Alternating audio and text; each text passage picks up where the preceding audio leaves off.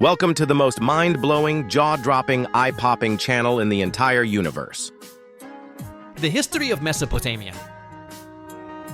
Mesopotamia is the area of the Tigris-Euphrates river system, which in modern days corresponds to roughly most of present-day Iraq and Kuwait, plus eastern parts of Syria and regions along the Turkey-Syria and Iran-Iraq borders.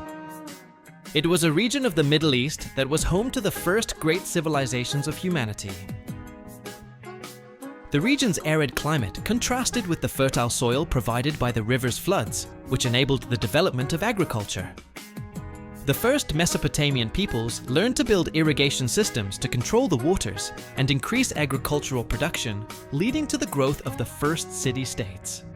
Widely regarded as one of the cradles of civilization by the Western world, Bronze Age Mesopotamia was home to Sumer, as well as the Akkadian, Babylonian, and Assyrian empires, all native to the territory of present-day Iraq. In the Iron Age, it was controlled by the Neo-Assyrian and Neo-Babylonian empires.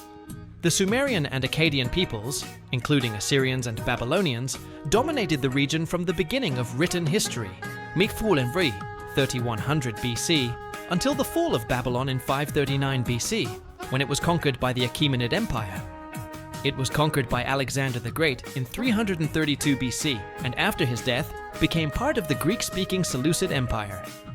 Ur was an important city-state in ancient Sumer, located near the present-day city of Tel El Muqayyar, and 16 kilometers from Nasiriyah, in the Dikar province of Iraq. The patron saint of the city was Nana, the Sumerian lunar deity, and the name of the city derives originally from the god's name, Urim. Ur is considered by many scholars to be the city of Ur-Kasdim mentioned in the Book of Genesis, the birthplace of the patriarch Abraham. Uruk was an ancient Sumerian city, located in the marshy region east of the Euphrates. Today, it is known as Warka, and is located in Iraq, 260 kilometers south of Baghdad. It was the first metropolis of humanity, around 5,000 years ago. It became the first most important political and cultural center of the Near East.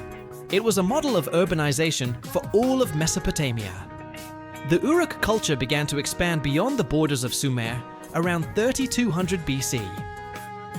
Nippur and Eridu were Sumerian cities, founded in Mesopotamia and considered among the most important in the region. Nippurit was a city-state where the temple of the god Enlil, the main god of the Sumerians, was located. Eridu. It was a city-state, considered the first city in the world in Sumerian mythology. Lagash was an ancient Sumerian city located in present-day Iraq on the banks of the Tigris River. It was an important trading center during the early dynastic period between 3200 and 2900 BC. It was founded in the Ubaid period, between 5200 and 3500 BC. It was occupied until the Parthian era, between 247 BC and 224 AD. It was called the Garden of the Gods because of its fertility. Cuneiform writing, a great Sumerian achievement used by the Syrians, Hebrews, and Persians, arose in connection with the accounting needs of temples. It was an ideographic writing in which the represented object expressed an idea. The Sumerians were the first to form independent city-states and developed many innovations, such as cuneiform writing, the wheel, and ziggurats, religious temples in the form of stepped pyramids. Their system of government was made up of priest-kings, called patesis, who ruled in the name of the gods. The Sumerians are believed to have settled in Mesopotamia around 4100 BC. They founded the first cities, such as Ur, Uruk, Kish, and Eridu. The Akkadians were responsible for forming the first unified empire in history, under the leadership of Sargon the Great. They conquered the Sumerian cities and established a centralized government. Despite their dominance, the Akkadians absorbed much of the Sumerian culture. After Sargon's death, the empire declined due to revolts and invasions. Being inspiration for the movie The Scorpion King, starring Dwayne Johnson.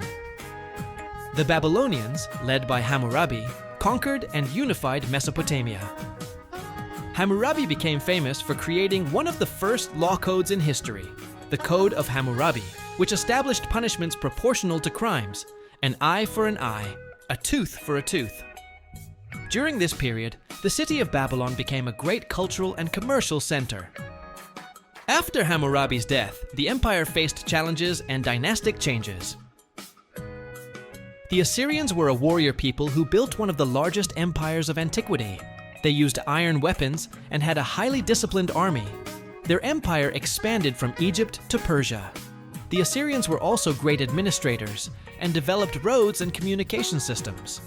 However, their brutality made them hated by other peoples, which led to their downfall. The Assyrian Empire declined in the 7th century BC, shortly after the end of Ashurbanipal's reign. After the fall of the Assyrians, the Babylonians regained power under King Nebuchadnezzar II.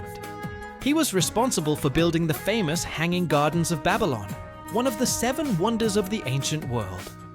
However, in 539 BCE, the city of Babylon was conquered by the Persians, led by Cyrus the Great, marking the end of Mesopotamian independence. The Second Babylonian Empire was a time of great cultural and architectural development, with sumptuous and beautiful public works. Mesopotamian society was highly hierarchical, divided into different social classes.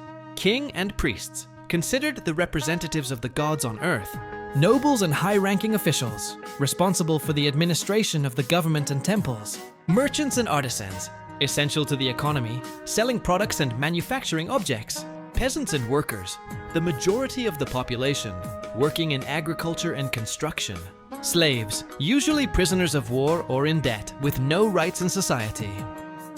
The Mesopotamian religion was polytheistic, meaning they worshipped many gods. Each city had its own protective deity, and the temples called ziggurats were the religious and administrative centers of the cities.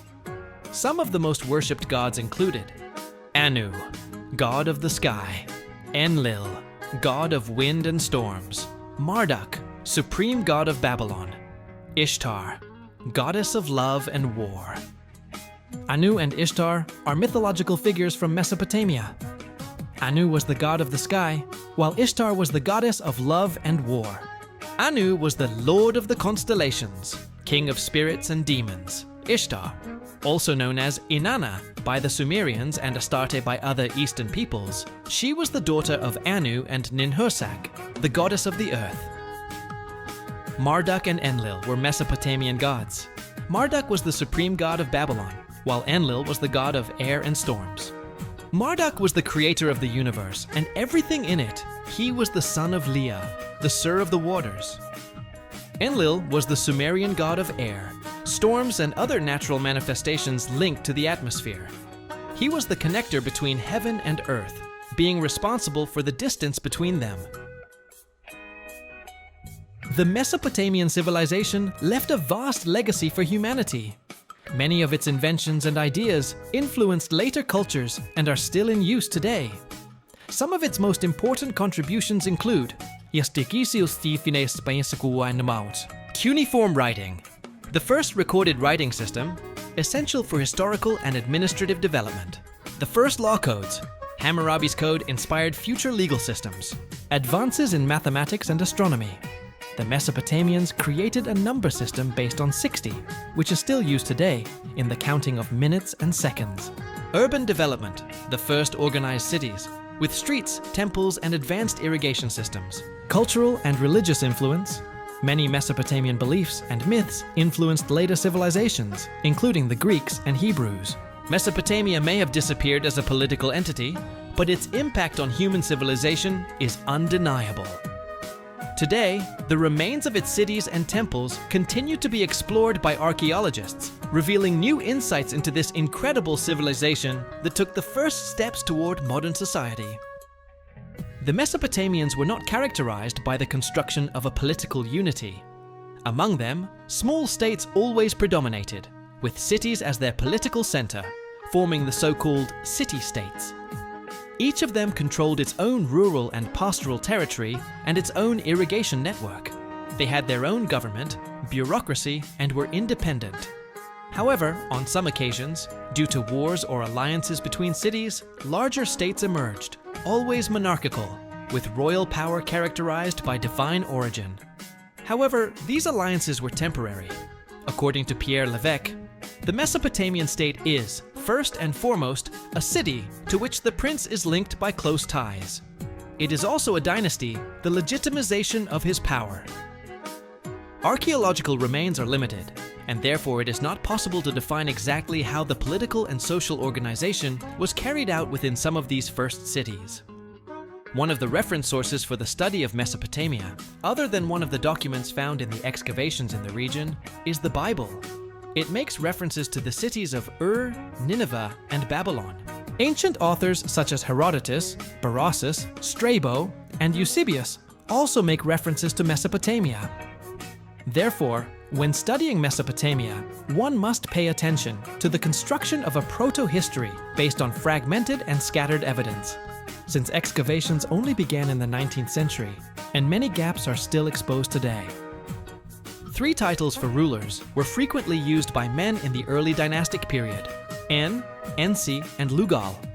Of these 3, the one that most closely resembles the Western idea of a king is Lugal, literally great man.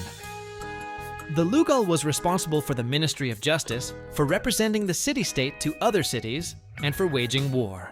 The Ensi could be a vassal of Lugal in some circumstances, acting as a sort of governor, while the En was a local lord.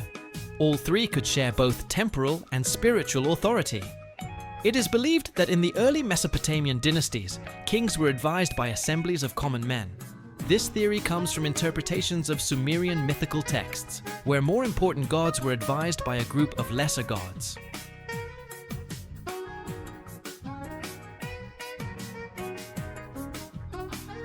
Well, that concludes it here. We have talked about the most important topics about Mesopotamia, and I would like to thank everyone who has come this far. Please leave a like and subscribe to the channel to help the channel grow.